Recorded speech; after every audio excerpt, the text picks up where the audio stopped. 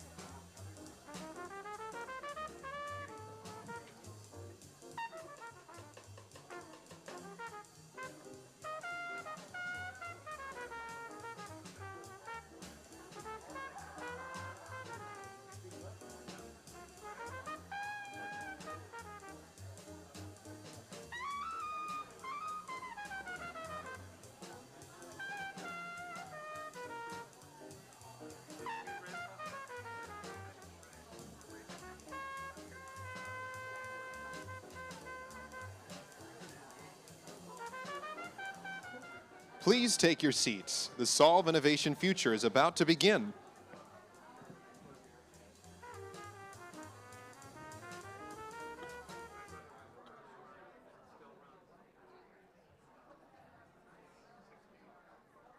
Amazing. Hello. Hello. It's nice to actually be able to get to see people and say eye contact. Yes, exactly. Yes, yes, exactly. Yes. And then wind turbine monitoring as well. We do. Yeah. Let's get started. I think people will still continue to kind of putter in along the way, but to make sure that we have plenty of time for our guests and our remarkable investees to pitch, I think we should get started, and then we can even leave that door open so that as folks continue to peter in, we'll capture everyone. So thank you so much for coming to the Solve Innovation Future session at Solve Challenge Finals 2022. I'm Casey Vanderstricht. I'm principal of Solve Innovation Future, and I am deeply grateful for you making the time on Sunday to come hang out with us. We really appreciate it. I get to be both host and MC, so just to give you a sense of what's coming at you in the next hour. First, you'll hear a little bit from me about Solve Innovation Future, where we're going, our strategy. Then you'll hear from one of our first investees, who will give a pitch and an update on where Access Afia has come in the last 3 years. We'll have a fireside chat with Maria Kozlowski, who very kindly has offered her time to us today. She's head of innovative finance at the Rockefeller Foundation, so we're very grateful to have her today. And then our newest portfolio additions. So it's going to be a great hour. We aren't planning to stop for questions, but if folks are jumping out of their seat, we might just stop for questions. You just don't really know how this is going to unfold. So, so thank you again. Let's hop right into, enough of my picture. You can see me. Let's hop right into the meat of the work. Solve Innovation Future was launched in 2019 to answer the call from our solver teams to find more capital to support early stage social innovators with a laser focus on solving the world's most pressing problems. We do 3 things. We disperse catalytic investments to a diversified portfolio, so we invest across solve sectors or pillars: health, economic prosperity, learning, and sustainability. And we recycle proceeds back into the fund. So any investment that we make, proceeds go back into the fund in a pay-it-forward model so that we can reinvest in solver teams. And so why is that important, you may say? There are really two reasons to that, and it feels appropriate in advance of UN General Assembly, what's happening this week, to use the UN data to validate our existence, for better or for worse. The UN estimates that more than $2 trillion are needed to accomplish the SDG goals in the near future. That's a huge amount of money, and our role is to help grow that pie of available capital for social entrepreneurs who are laser focused on solving the world's most pressing problem. The second piece, and this gets back to the recyclable nature of the work, is that we are laser focused and committed to demonstrating new forms of philanthropy. Grants are really important, and prize funding is extremely important, both for for-profit and nonprofit social innovators. So is for-profit capital. But in the middle, there's opportunity to use philanthropic capital, which has been earmarked for charitable good and is by definition risk tolerant, to help scale some of these organizations and these interventions over time. So how does it work? We have an innovative structure. We have leveraged a donor advised fund to raise philanthropic capital, deposit it with a third-party sponsor, and then make the recommendations on what investments will go to which teams and how they will be structured. At the time of donation, obviously the donor gets a tax deduction. SIF then manages those assets, makes investments, and recycles returns. We think that by aligning incentives in this way, we are able to meet entrepreneurs where they are. So that means if you are interested in owner operations, we can structure a different investment vehicle than if you're interested in growing really fast and eventually taking your company public. Those are two really different objectives, both with really important impact implications. And using this structure, we can actually meet entrepreneurs where they are and get them the right type of capital moving forward. And I'm pleased to say that it's working. We, to date, have made 13 investments, 6 this summer, 4 of which you will hear from those folks today. We've dispersed about $1 million and catalyzed more than 5 times that amount towards our investees through our participation and through our introductions. We've impacted more than 10 million lives, and we think that over the next 2, 3, 4, and 5 years, we can easily add another 0 to that number. We feel like we've been so successful that we took a pause this summer to update our 2030 vision. And where did we land? We said that by 2030, we will prove that philanthropy can be both disruptive and effective by measurably accelerating entrepreneurship. We will attract world-class innovators to MIT Solve by demonstrating an entrepreneur-centric type form of VC. And I will pause there, because that's a big statement. We're trying to change the way that VC dollars go to social innovators. That's a big deal. We're trying to change the way that philanthropists think about dispersing some forms of capital. So how are we going to do that? Well, we're committing to making at least 50 investments by 2030 in solver teams, allocating at least 50% of those investments to underrepresented founders, and continuing to target a quarter of the portfolio in revenue share agreements and other alternative structures that help entrepreneurs succeed. We're also committing to increasing impact ROI by 2 times through our participation, and that means because we've provided in-kind support or because our investment allowed these teams to scale in such a way that they can impact more lives, and recycling capital, this philanthropic capital, and paying it forward at least 1.5x by 2030. Those are huge goals. So we need your help. We're really excited, and we're looking forward to working with everybody in this room to accomplish that mission. So I'm going to stop talking now because you've heard enough from me, but I'm excited to take you on this journey with us, where we've been, where we're going, and some of the new ideas that we can use to unlock private capital to drive social change. So with that, I'm very excited to welcome Melissa Menke, Chairman and Founder of Access AFIA, to the stage.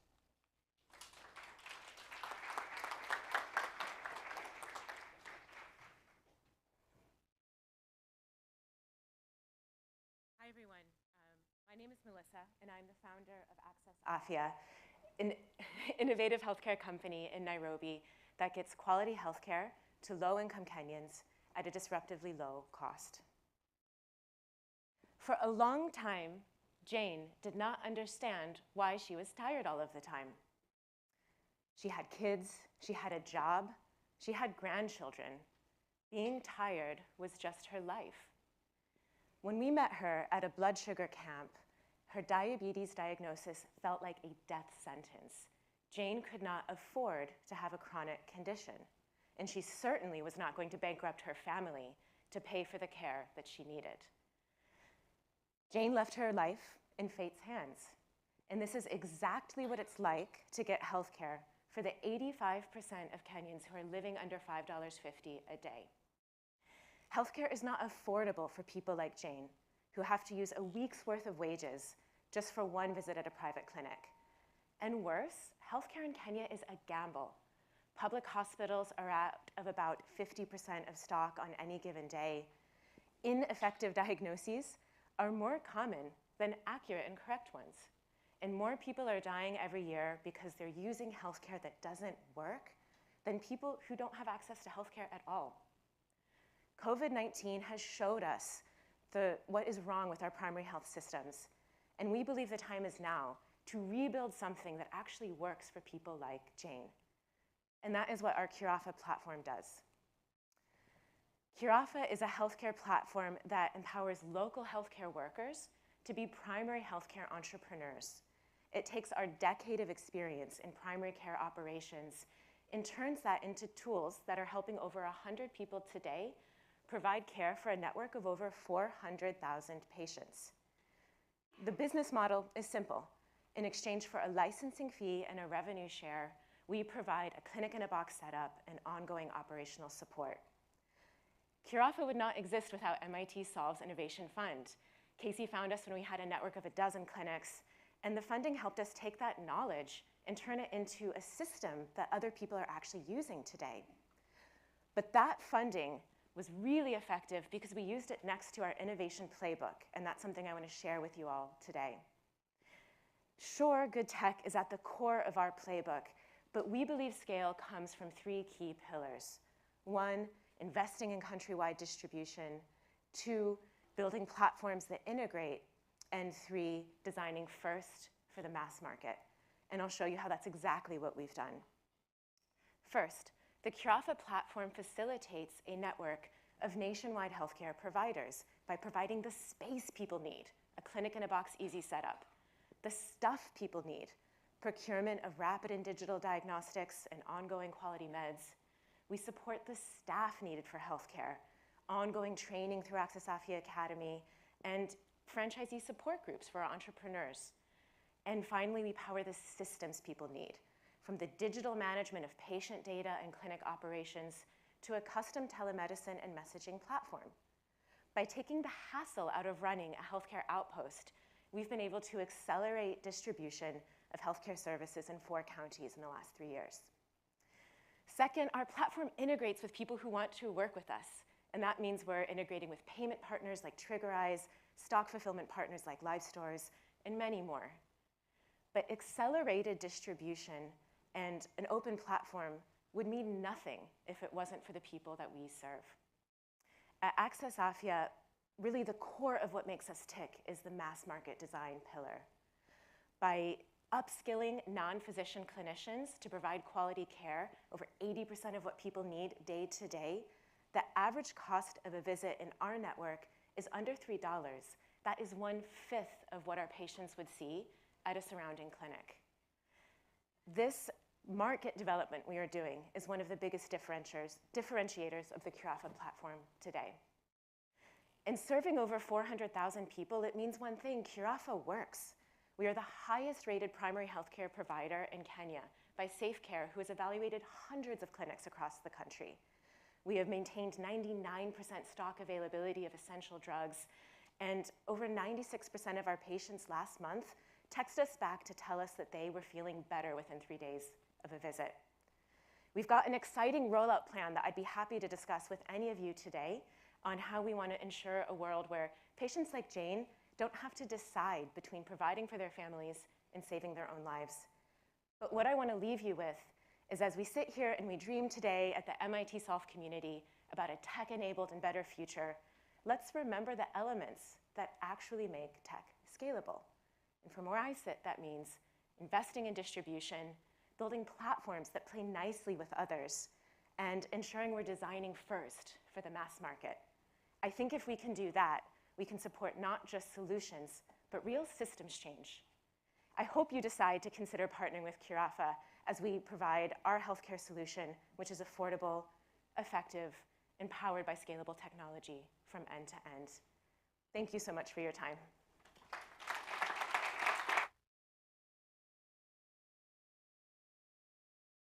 Thank you so much, Melissa. And it's really, I think it's particularly fun and impactful in this conversation today to see where Melissa and the team have come in the last 3 years. And one of the pieces that's been most exciting for me about building Solve Innovation Future is our relationship with our investees over time, and that it's important for us to invest, but it's also important for us to continue to work with those teams in non-financial ways and in-kind ways and in these ways about singing that song and telling that story to other groups. So with that, I'm excited. I'm really thrilled to welcome Maria Kozlowski to the stage, where she's going to tell us a little bit about her work at the Rockefeller Foundation. Maria.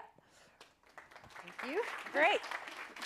So I'm going to start. I'm not sure if there we go. I'm going to start by reading your bio, so I'm going to embarrass you a little bit. But Maria is Senior Vice President of Innovative Finance for the Rockefeller Foundation, where she leads efforts in aggregating and deploying catalytic capital into high-impact, innovative financial solutions that have the potential to unlock private capital for impact at scale.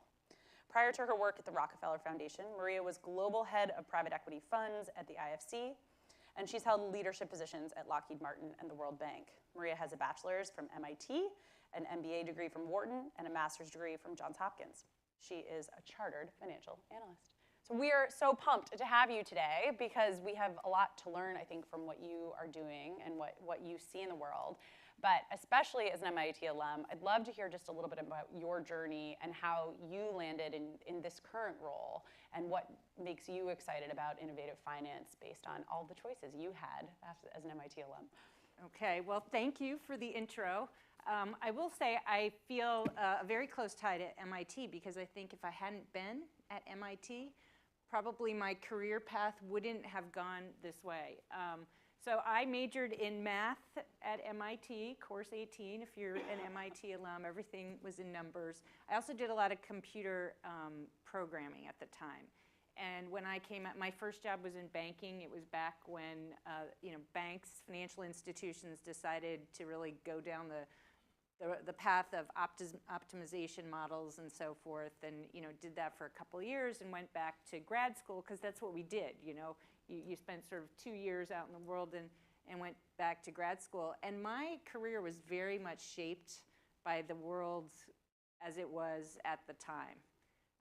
And the real game changer then was Mikhail Gorbachev and the opening of the Eastern Bloc. And so as I was kind of thinking, what am I going to do?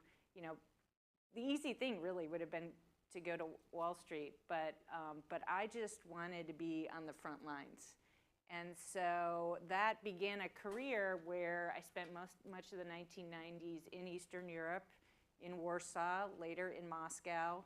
Started with privatizing state-owned companies, and then it was fast-growing new sectors. For me, it was all the financial sectors, and that's kind of it's what led me to the World Bank. I mostly worked for the International Finance Corporation. It's the private sector arm of the World Bank, and it's amazing now because I know a lot of these companies, these initiatives are coming from the emerging markets, and I can tell you, like 30 years ago, maybe went to some of the markets in Asia, you had activity, but not nearly as what exists today in the emerging markets.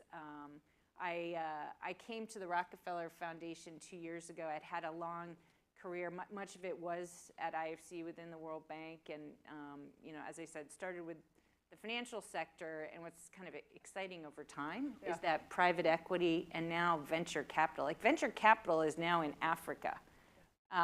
In the last 7 years ago, we were just seeing like really small bits of activity, but not a whole market. And so I had the opportunity to kind of retire early from the bank and go to the Rockefeller Foundation. And I did that because, the foundation and much of philanthropy, our historic roots are in the grant space, doing a lot of funding, key sectors, health, food. We step in generally when there's crises. But foundations now are in this space of catalytic capital. And I had started to see it at IFC that the foundations were becoming that piece of blended capital that you often need, because it's a bridge between grant funding and maybe R&D type work to get the ideas generated. But even for development institutions, some of these are so early, you can't bridge the gap to profit. And that's where philanthropies have been stepping in and catalytic capital. And so I lead the team at the foundation that does that work. Yeah. So I love that story of seeing that you've seen the market trends, right? You've seen that, and part of the reason we're here today is that we are seeing so much activity in early stage entities, right, that are doing this work all over the world. And you'll see in our portfolio, we invest in every country in which Solve works. But I'm curious why, have you seen it growth coming from, as you see growth coming from these foundations, are they playing nice with each other, or are they sort of getting in each other's way? How's the foundation world evolving and aggregating capital? Yeah, you know, and that's such a hard question, because I think it's like you can really get down to like, you know, one philanthropy versus another, how big they are. Yep. I mean, frankly, we have a lot of new entrants because the growth of like the tech billionaires and other such billionaires, that's really a recent, relatively recent phenomenon. I would say it can be challenging because foundations, it is common that foundations, depending on where their capital's coming from, they have themes. So you might have somebody that's very focused on, I don't know, for example, the food space or regenerative ag. And then the next foundation is only gender, must be gender. And you know, you can go down, the bigger the foundation, maybe they've got a few different pillars. But, and so we tend to each kind of want to do it alone because we've got our certain goals and our certain priorities. And this is something that at Rockefeller we've really started to think about, because what it leads to is fragmentation, or it creates, it doesn't lead to, we are fragmented with some of the most precious capital. And so in certain areas, if we can get together and combine our resources, we can also make it much easier on these countries that we're trying to serve. I'll just give you one example, because this was a game changer at Rockefeller. About a year ago, we decided to launch a new initiative. It's called the Global Energy Alliance for People and Planet. It is focused on both energy access, markets that don't have electricity today. There's over 1 billion people globally that don't have access to electricity. Vast majority are in Africa. But it's also looking at energy transition, because now energy, it's not just how you bring new energy. Hopefully that new energy is green. And meanwhile, we have a lot of challenges, as we all know, on greening our current energy systems. And by combining energy access and energy transition and looking more broadly at energy, we were able to partner with both the IKEA Foundation and the Bezos Foundation. And it's a $1.5 billion initiative, but instead of our 3 platforms going at the same space, we're now under one entity, which operates as an independent platform. Yeah, and that's, we didn't talk about this before, but I'm curious, when you have $1 billion+ to put to work in that, what's the right, in your mind or in your experience, what's the right way to put that capital to work? Is it a blend of grants and investments, or is it something different? So, well, our capital by nature, we're a private foundation, so we have some rules as to how we operate. So maybe I'll just introduce that. So everything we do is charitable. That particular initiative, energy is not new. Like the foundation and the energy space, energy access, energy transition, what do you do with coal? We are not experts in that field. We spent quite a bit of time talking to the development finance institutions, the multilateral development banks, countries, to try to figure out where the gaps were. And we're not even a year in, but the platform it's a mix. It's a mix of grant support, and it's a mix of what's called PRI capital, program-related investments. It's the catalytic capital. It's basically the investment dollars that can go in. They don't need a high return. It is for investment, so you are expecting to get the money back. And again, that can help bridge these investments in spaces. It's really important in the lower income countries where you just, the gaps are really quite large to get, we want to get away from this term bankable, but let's just say financeable structures. And the grants are really towards capacity building, because a big problem is capacity building in ministries that are taking this on, and real gap in just project development. Everyone will tell you almost in every sector that there's just not enough projects out there. And so the grant funding is armed at those two areas, and then the investment dollars, a lot of it in the least developed countries is alongside of other development institutions. Yep. Yeah, that was actually going to be my follow-up question for you of how do you, given both the size and of funding available, the amount of funding available, and how broad your work is. One of the things that we at Solve and Solve Innovation Future are working on is building our sort of local ecosystems that can support founders. How do you guys think about building local support systems or ecosystems for grant recipients or investment recipients? Yeah, well, we don't have, the foundation, unlike the development institutions, we don't have offices in every market, though I will say we've been in Kenya since the 1960s. So Africa's been a big market, and we do have presence there, and we do have staff there.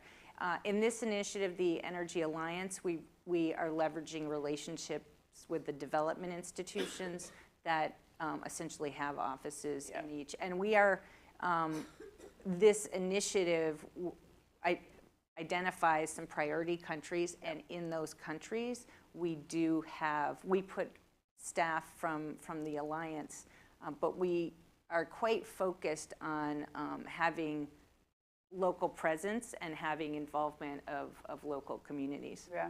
And how do you think about the philanthropic capital as you sort of mentioned, and we certainly believe that our role at SIF is to build this continuum of investable entities in the long run. How do you make sure philanthropy doesn't distort the market for long-term sustainability for some of these investees? Yeah, I think this is the biggest challenge with just blended finance generally, because you're introducing a subsidy into what you want to be an investment activity. And also sometimes we should just be grant money. Yeah. And we have to figure out when we look at things what is more in the public good space and really isn't meant for investment. It just needs regular funding, and that is through our grant program, and examples of that, crises happen. Or in COVID, during COVID, we used a lot of our grant money to help get COVID tests to underserved communities. Then it was making sure vaccine clinics were being set up in communities where the take-up rate was too low. And that's generally just straight grant funding. In the investment space, we are at this point where we're basically seed capital for impact, but we try to be focused on minimum concessionality. We don't want to give too much concessionality because you are trying to incentivize a product that can have an income stream. So we look at minimum concessionality. I think where we're really good is the demonstration capital. I mean, honestly, it's great to see I'm going over there because that's where the presentation was on the Solve Fund. But these are the kinds of things that we need more of. And so trying to be in that space where you get those investments together, we try to also encourage cross-fertilization between the groups that we back, because that can be quite valuable. Yep. Yeah, that's a whole nother session. There are those in the crowd who've heard this before. This, the secondary market for some of this. How do we make sure that folks are talking to each other? Kind of post-investment is We'll do that next year. Okay. That's on the Okay. 2023. Oh, good, I get to come back. Yeah, you get to come back for 2023. What advice would you give as we talk to some of these investees and you hear from those? What advice would you give to entrepreneurs who are seeking Rockefeller Foundation capital in the long run? All right. So, it's both from my time at Rockefeller and my time at IFC. I honestly, I've probably had, over 10,000 pitches given to me, Wow. in the career. First of all, I think entrepreneurs that really know their model and can articulate their approach, they're already out the gate, much better. And you need to understand where you are and what your particular product or financial pool, whatever it is trying to deliver. That's really key. So a couple things, though, that maybe you don't think about as much and is it's not just the idea. People come in and they talk about the market and the gap. I mean, honestly, for the most part, if somebody's taking the meeting with you, they probably at least know the market, they know the gap. What they're really interested in is, again, how you and your particular team, so you need to talk about that, but it's how are you planning to go into that market. And the second thing is also, what does your organization look like? This is one that people don't think about. When you're an early stage entity, you probably only have a few people. You don't necessarily have a cohesive team. We're also wondering, well, are you really going to be together in a year? Yeah. Or is this going to fizzle out? So the team, organizational structure things are almost like, the entrepreneurs, usually it's the technology, or it's the problem you're trying to solve. And the last thing is, how is my team set up? And can I actually even take in capital?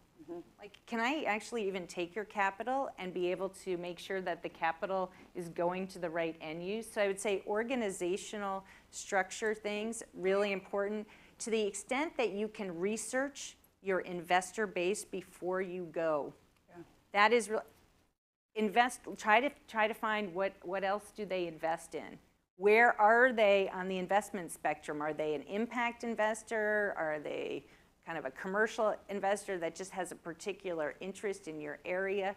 The better you understand your investor, the better you're going to be present to them. And you do get better over time. I will say, almost when an entrepreneur comes to me in the beginning, I say, you got to have resilience and an ability to live out the fundraising cycle. It's going to be way harder than you think. People only have a few minutes sometimes when they talk to you. Don't take it personally. Just have resilience and just give it your best shot. Test yourself. Get your friends, get everybody you know to criticize you in pitching to an investor, and then go out to a few, recalibrate, go out to, it's learn as you go. Yeah, yeah. So what's your favorite deal?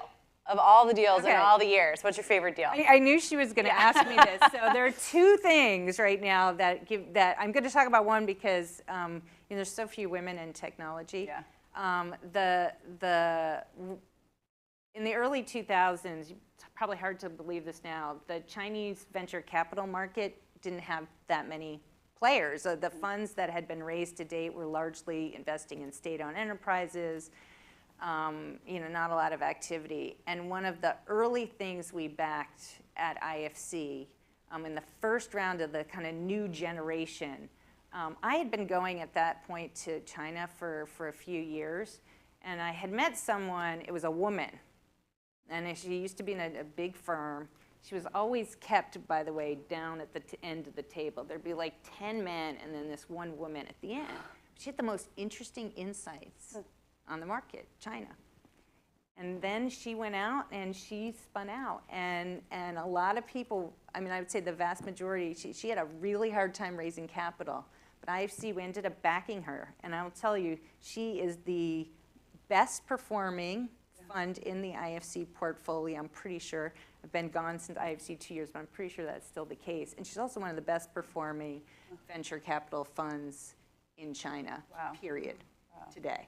And the other one, because it's so relevant today, is we were longtime backers, they're still in the market today, it's a group called Horizon Capital. It's in Ukraine. And, I've kept in touch with them over the years. And they, if you can believe it, their portfolio is holding up now quite strongly because they have pivoted and are backing the Ukrainian tech entrepreneurs that are able to serve outside markets. So super cool. So that's neat. Yeah, pretty relevant. Well, if I were to sort of sum up what we talked about, my takeaways are people matter, teams matter, people matter. I think ideas matter and insights matter, so I'll take that with you. Look for the person who's furthest away. And what is that person thinking about what you're doing? And then I think the last piece is that source of capital matters. And thinking about really trying to match source of capital to structure, to entrepreneur, that really matters. And trying to bring together groups that think that way can be very impactful as we try to solve the world's most pressing problems. So. Anything you would add? How'd I do? I think that's awesome. It's, I have to tell you, I get very excited to come and hear about the opportunities that come out of these events, because it's really amazing. And I will tell you, I graduated from MIT 35 years ago. It was a very different place. I wish I could go back to college now. And I know not all of you come from that, but these types of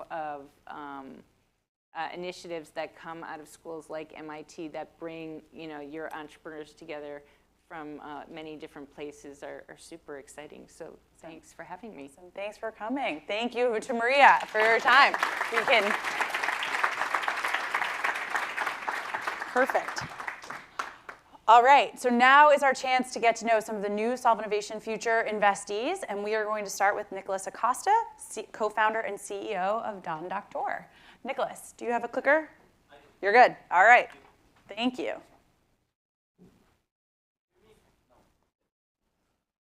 Hi. Yeah, now I'm here. Yeah, great. So nice to meet you all. My name is Nicholas Acosta, CEO of Don Doctor. So this company is born basically because of a nightmare that patients are having to go through in order to access healthcare in Latin America. They begin with a phone call that normally takes 51 minutes on the phone just to get the appointment booked. And then patients are having to wait between 4 and 37 days in order to see a doctor. While this is happening, healthcare providers are losing between 20 and 30% of the booked medical appointments. This is absurd. And that's why we at Don Doctor are redesigning the way people access healthcare. So what we do is we basically implement in big hospitals, clinics, and networks of providers an omni-channel technology solution that once it is implemented enables patients to book medical appointments, for instance, through a web page or through WhatsApp or through social media, different alternatives that they have. So we basically replace the entire call centers, reduce the access costs for healthcare providers by at least 20%, and then enable patients to find the doctor they need within 48 hours tops. We're currently processing almost 400,000 transactions per month, but last week we closed a commercial deal that will lead us to process 2.5 million transactions per month with our solution. So that is really interesting and important, of course, for us, but in terms of impact, we have managed to validate that this solution can really help a lot of patients in Latin America. We're currently working only in Colombia, but are beginning to see the opportunities concretely in Brazil, Peru, and Mexico now. We will reach, in terms of revenue, an annual recurring revenue of commercially closed deals this year of almost $4 million. And this is only with 70 of the bigger, of course, but only 70 of the healthcare providers that you can find. So we're talking about 270,000 healthcare medical centers in Latin America market, out of which 22,000 are within our addressable market. So we really think and are sure that have a huge opportunity here to grow and to generate impact at the same time. And specifically, and really, really important as well, not just with the access part of this, but also with the other functionalities that you could work around the box and around those access. So for instance, we're beginning to work with chronic patients, taking advantage of all these channels and interactions that we have, so that we are able to follow up with them and make sure that they are being adherent to the different programs and healthcare outcomes that they need to follow up into. So with this in mind, next year we're gonna open our Series A to grow fast in the biggest markets of Latin America, concretely Mexico and Brazil. And we would be happy to talk and share a little bit more and see how we together can generate impact in Latin America. Thank you all very much. Thank you. Amazing. Yeah, sure, that's fine. Either one. Thank you to Nicholas, and we're really excited to see where Don Doctor goes next, particularly as we look at a brave new world of healthcare, and we're excited to see these guys on the front edge of that work. Next up, Helena. Helena is she is CEO and founder of Globi. You're good. Okay, let's see. There we go.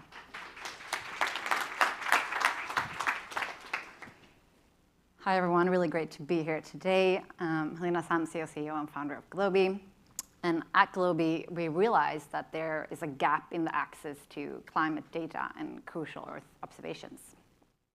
To some extent, satellites do capture these, but the insights from satellites are many times not as detailed, so many crucial insights go missing. To be able to fill those crucial insights, quite up until recently, though, it has mostly been done by airplanes and helicopters. But today, we also have a third alternative called drones, who could capture the details missed by satellites and could do it in a much more cost-efficient way and a much more environmentally friendly way than airplanes and helicopters.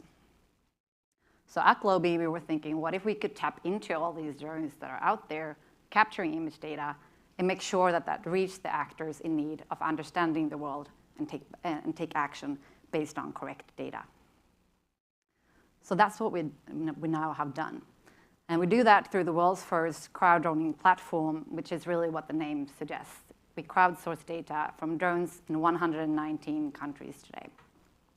Realizing that the slide says 117, which I guess is the beauty of working in a fast-moving startup, that things do actually change just within a few days of making the slides.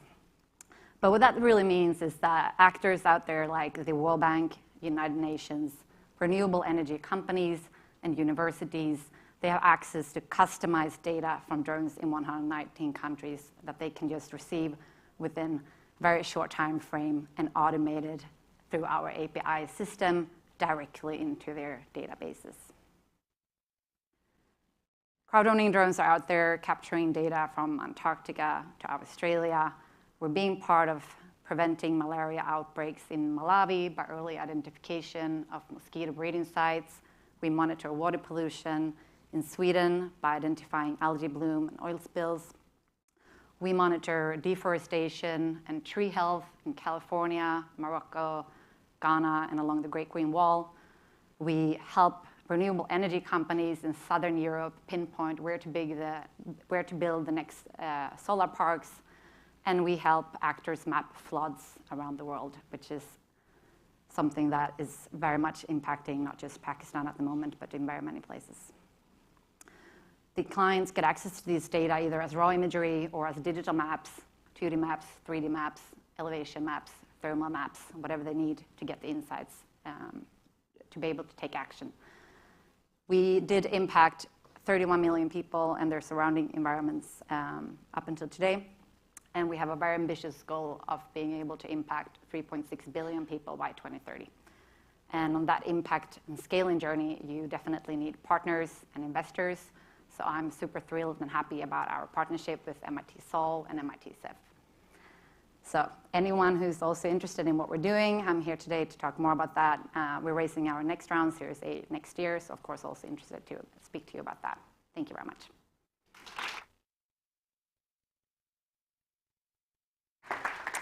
I think we need to update our impact numbers for our 2030 vision. If they're going to hit 3 billion, we've maybe undersold. So we'll sync up on that afterwards. Thank you, Helena. Please meet Maximilian, co-founder and chief strategy officer of Ilara Health. Thanks, Casey. Can everyone hear me? Yes. So great to meet all of you. My name is Maximilian, and I'm a co-founder at Nairobi-based Ilara Health. So I'll start telling you about what we do by introducing you to Diana. Diana is the owner of a clinic called Haven Park Medical Center located in Mwiki, the outskirts of Nairobi. And Haven Park is one of the hundreds of thousands of small primary care centers located across the broader African continent, delivering care to hundreds of millions of patients each month. Now, I remember in the early Ilara Health days, call it mid to late 2019, our sole focus really was trying to understand what are these pain points that stop these clinics from delivering the level of care they would like to deliver. And the feedback we would get was, we see plenty of expectant mothers who are looking for an ultrasound, but we cannot afford the actual device.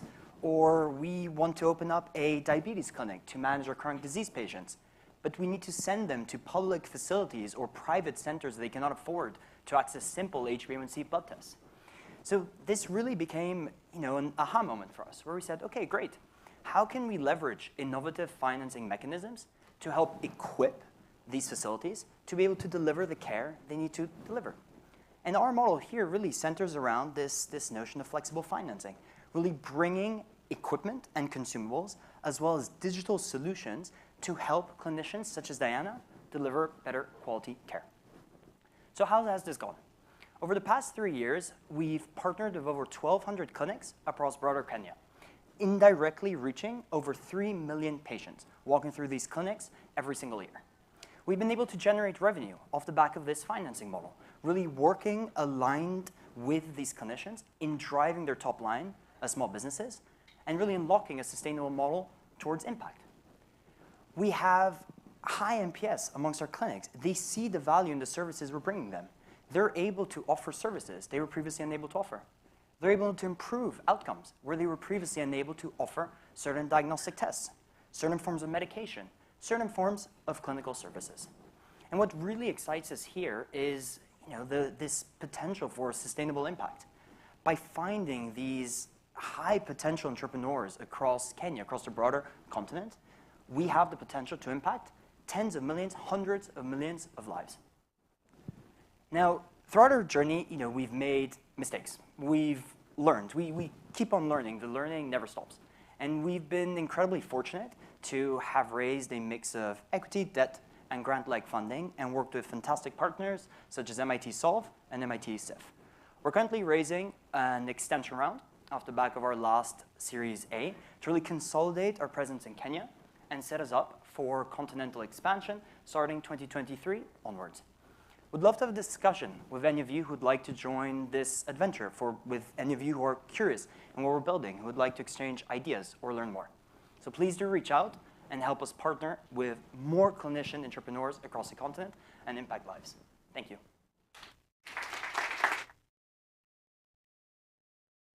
Thank you.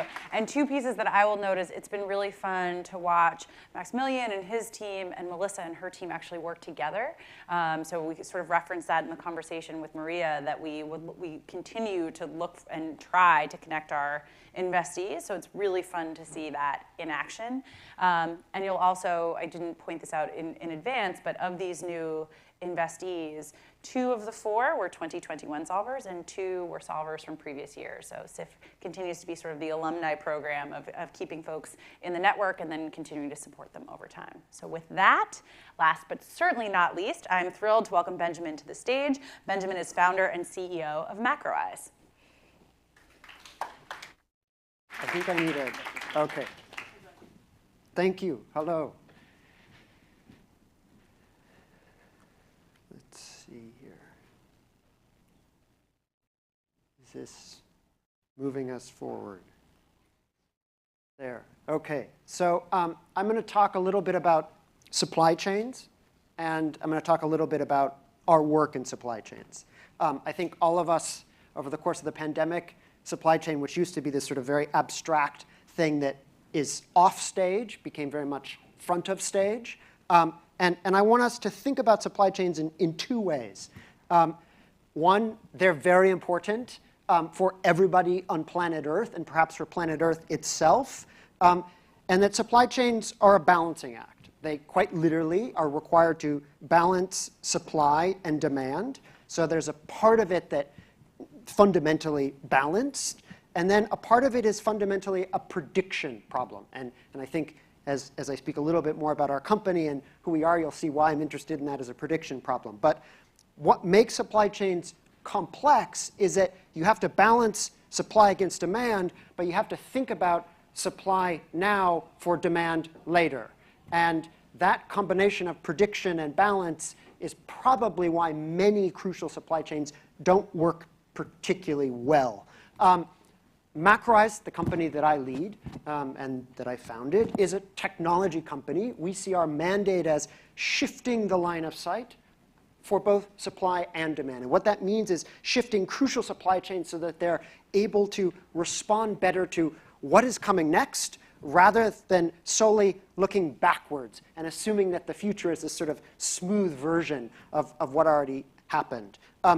Macrise was the first major investment in AI by the Bill and Melinda Gates Foundation, and that took us really from working solely in the United States to now working across more than 10 countries, both with governments and corporations. And the outcome of our work is several-fold. We see our objective as to slash waste and significantly do more with existing resources. Our core product is software. And again, I'd like for us to think about this software as a kind of balancing machine. It draws on 10 years of R&D, and we have this sort of lovely double connection with MIT. I founded this company with Suvrit Shah, who's a professor at MIT at CSAIL, and famous for his work in optimization and machine learning. So Strata really solves supply chain in this three ways. There's this pillar that's focused on predicting who's going to walk through the front door and who do you expect as a system, a hospital, a supply chain, and who's not going to show up. There's a pillar that's focused on predicting what will come off the shelf and where, and what to do about it, how to respond. And then there's a pillar that's focused on the network as a whole and its resiliency. What's there and what can we do to improve that network? We believe that really transforming supply chain is truly a way to shift the world. And it's truly a way to shift the world because today many crucial supply chains, again, are pretty poor at that prediction balancing problem. Just as a way for us all to get around a set of numbers, several years ago the WHO estimated that about half of all vaccines globally are thrown out, unused. We all just went through a pandemic. We were still in the midst of a pandemic where vaccines were crucial. When half of something that's needed is thrown out, that means that you need at least 50% more of that thing to reach the number of people you want. For those of us who work in agriculture and food, we know that food supply chains work roughly the same way. Huge amounts of waste. We see many development challenges as much a challenge of allocation as there are challenges of resourcing. And this is sort of maybe a bit of a tough concept to get around, but just basically this question of distributing things across the map are as important as how much is going into that geography at the beginning. And this is where the use of our technology is really important because it's able to predict precisely what will be used where so you can resource much more effectively. So I guess I'll conclude just by saying that I hope that as some of the challenges of some of the supply chain challenges of the pandemic hopefully fade away. We all remember that supply chains can really be this incredible instrument for good, and this incredible instrument for progress, and this incredible instrument really to have a more sustainable future, to do so much more with the resources we have. And I'll pause there. Thank you.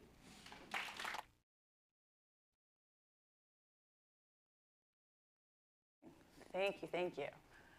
Well, it has been, it's been fun to go on the learning journey with Benjamin and his team as well, because I think they're pushing the possible of where we can go to be in a more just and equitable world, and to really continue to push the conversation on the world's most pressing problems. So with that, let's start to wrap this up. I want to say thank you for taking the time again right before lunch. I'm sure everyone's hungry to get together and to learn more about SIF and to hear more from our incredible investees. These guys are the reason that I get up and do my job in the morning.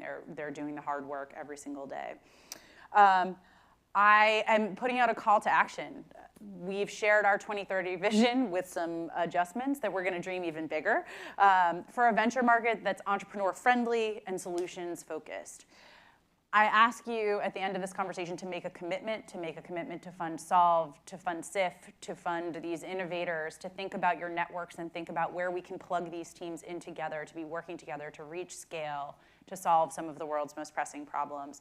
It is with these commitments that the folks in this room will make that we can have measurable impact on a better world. So with that, thank you. We will be around. Our annual reports are kind of sprinkled around on different tables. If you're curious, these guys will be around at lunch.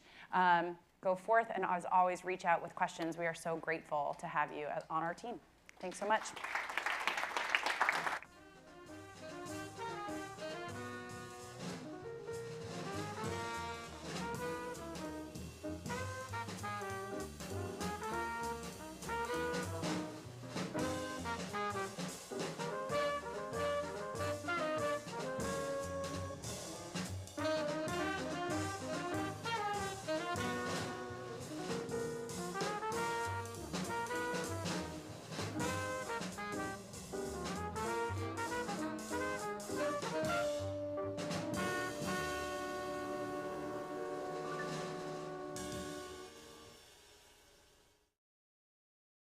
Sky so vast as the sky, with faraway clouds just wandering by. Where do they go?